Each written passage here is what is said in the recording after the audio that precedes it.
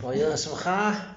Shabbat Shalom, everybody. It is afternoon here in Rapid Shemesh, getting ready for Shabbos. Did a little bicycling, delivered some herring. Mar Gemar Chabur is making a little shalshudis tomorrow night, which is pretty exciting. Prepare for Shmini Atzeres and Kos Torah.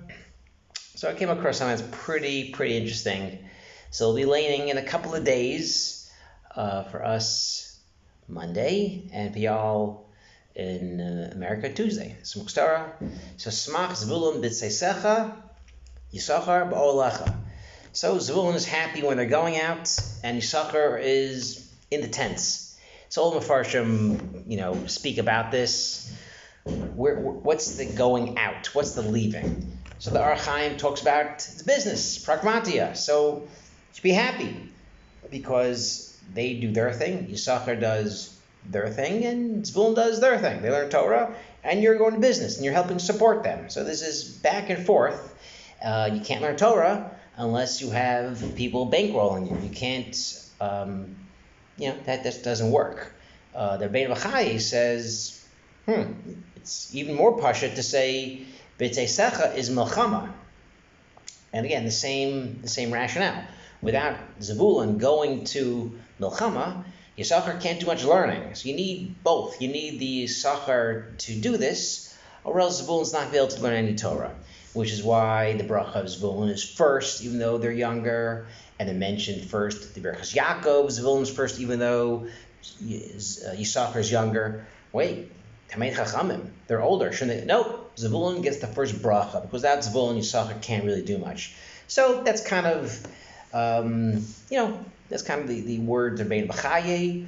It talks about that, even though zevulun has few psukim of bracha, few words, yissacher is the smallest bracha, just a couple of words. And the point is, with Torah, you can get everything. With Torah, even though your main thing is olam haba, but you're kind of encompassing everyone's bracha into yours. So you can actually accomplish a lot with just Torah. So, Akam Bein B'chaye.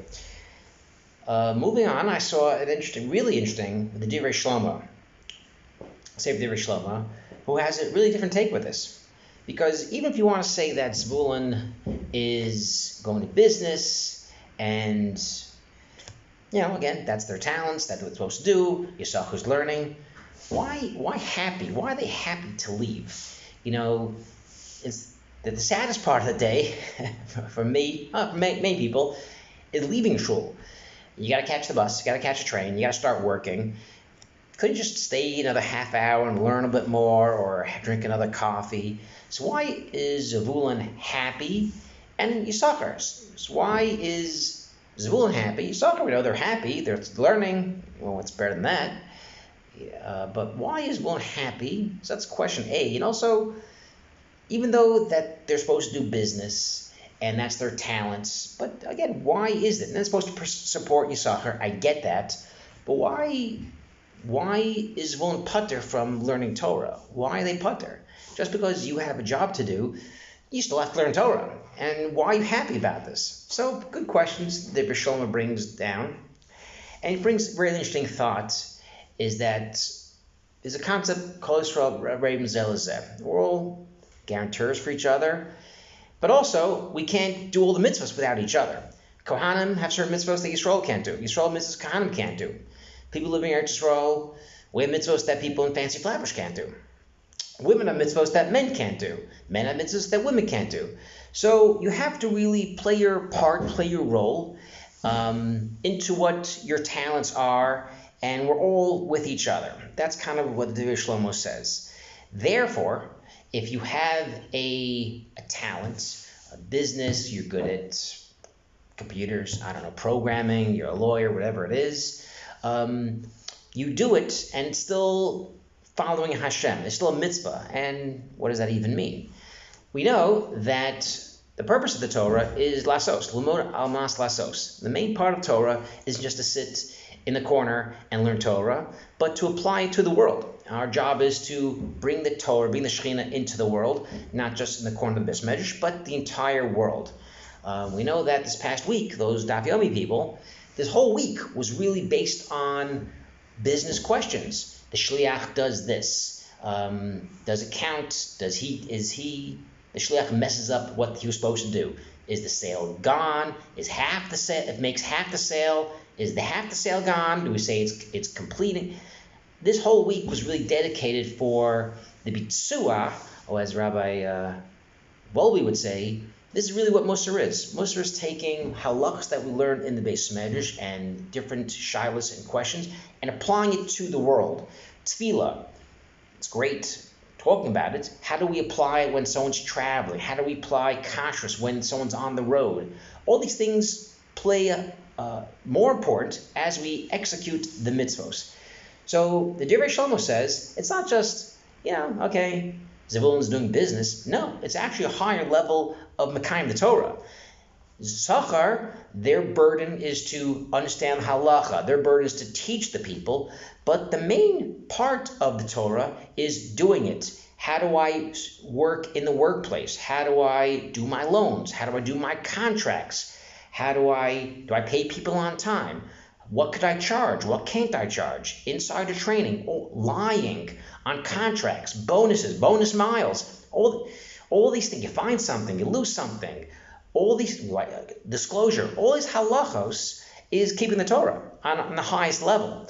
So Zevulun should be happy. Why? Because they're keeping the Torah all day. It's not just a half hour as they're walking out of shul, they hear the rabbi speak and they're out the door, and then the rest of the day they're just doing business. No, they're actually happy because they can keep the Torah all day. Someone who does business and keeps the halacha is 24 hours, or at least a good 8 full-hour shift of Torah. And this is the happy part. It's not just two separate tents. Yisrael has two tents, one this world and the next world. No, the two tents are connected. Without yissacher, Zevulun has no idea how to do work and how to do business properly. And without Zevulun, Yissacher is teaching nobody. There's no one to do the laws. There's no one to talk about prosbul and shmita and loans and ribis. There's no one to do that. So you need these two pieces. And this is the happy part. That's the happy piece of this. Yissacher is happy. They can learn Torah. They're supported by Zevulun. Fantastic. But Zevulun's happy because they can keep the Torah and keep Torah to the highest level. And hopefully we get a year that we can do both these things. We can actually get time to have a clear head. We can get time to learn in Beis Medrash, learn before and after davening. But also, those people, I think most everyone's listening, most people should keep the Torah even when they're on the road and they're doing work. And they shouldn't be upset. They shouldn't be jealous. Oh my gosh, this guy gets to learn all day. I'm so jealous of that guy. I gotta fly all these places. I gotta learn. On Divrei Shlomo, the Yissacher people should be jealous of the Zevulun people because they don't really get to do these halachos. They get to teach it. They don't get to do it. And hopefully this year we get to do both. We get to learn Torah, learn halacha, and also we get to be mekayim the Torah by being in the workplace and keeping the halachas. Have a Shabbat Shalom, Anu Simcha, and Chag Sameach.